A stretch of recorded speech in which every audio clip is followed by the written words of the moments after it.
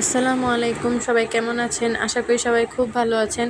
জিসানমণিও আলহামদুলিল্লাহ অনেক ভালো আছে। জিসানমণি ঘুম থেকে উঠে তাকে আমি ফ্রেশ করে দিয়ে তাকে নাস্তা দিলাম। জিসানবাবু সকালে ঘুম থেকে উঠে কিছুই খেতে চায় না, বিশেষ করে সে সুজিটা একদমই খেতে চায় না, কিন্তু আমি তাকে বাদাম দিয়ে সুজিটা দেওয়ার চেষ্টা করি। আমি আরেকটা জিনিস খেয়াল করলাম যে জিসানমণি বাসায় সুজি খায় না, কিন্তু বাহিরে যদি আমি ফিটার দিয়ে সুজি নিয়ে যাই তখন সে ঠিকই সুজি খায়, কিন্তু বাসায় সে একদমই চামচ দিয়ে সুজি খেতে চায় না। তাই আমি আজকে ভাবলাম যে তাকে একটু ফিডার দিয়ে ট্রাই করে দেখি যে সে খায় কি না। সে প্রথমে ফিডার দেখে কয়েক চামচ ভালোভাবেই খাবারটা মুখে নিল, কিন্তু পরে আর সে খেতেই চাচ্ছিল না। সে হয়তো ভেবেছিল যে নতুন কোনো খাবার।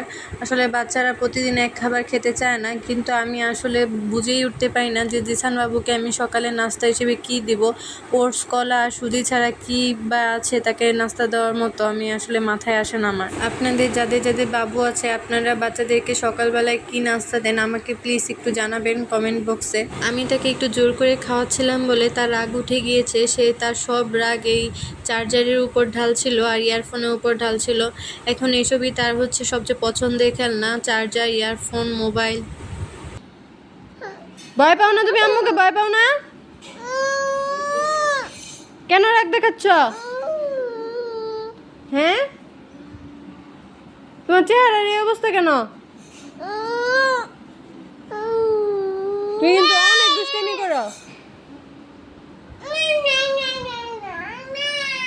তুমি অনেক দুষ্টুমি করতেছো। চুপ করে বসে খাও। কি বলি? হ্যাঁ, আয়, কথা শুনো না?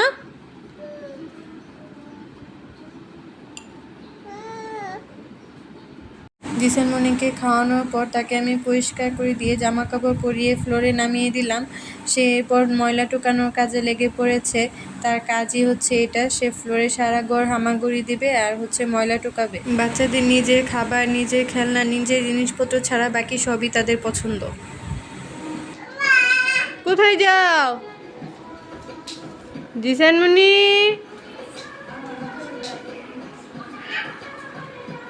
নিয়ে আসো, বল নিয়ে আসো।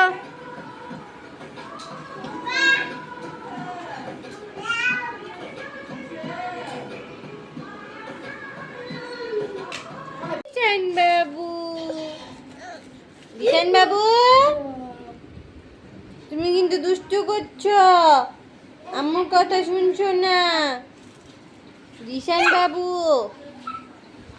পচা বাবু, তাই তাই তাই মামা বাড়ি যাই, মামা দিল দুধু বাটু পিটু বুড়ি খাই, মামি এলো লাঠি নিয়ে পলাই পলাই, তাই তাই তাই মামা বাড়ি যাই, মামা দিল দুধু বাটু পিটু।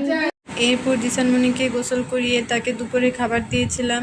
আজকে জিসানমণিকে দুপুরে ভাত দিয়েছিলাম আর পাঙ্গাস মাছের তরকারি দিয়েছিলাম বিভিন্ন সবজি দিয়ে। জিসানমণি ইদানিং ভাত খেতে পছন্দ করে, কিন্তু আমি তাকে ভাত না দিয়ে খিচুড়িটাই দেওয়ার চেষ্টা করি, কারণ খিচুড়িতে অনেক পুষ্টি থাকে, ভাতে তো তেমন কোনো পুষ্টি থাকে না। আর খাওয়া দাওয়া শেষেই দেখেন তার মুখের অবস্থা, মনে হবে সে না জানি কত খেয়েছে।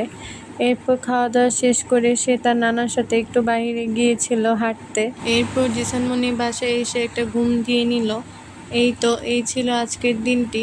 আজকে ভিডিওটি এখানেই শেষ করছি। আপনারা সবাই ভালো থাকবেন, সুস্থ থাকবেন, আর জিসানমণির জন্য একটু বেশি বেশি দোয়া করবেন। দেখা হবে নতুন একটি ভিডিওতে। আল্লাহ হাফেজ।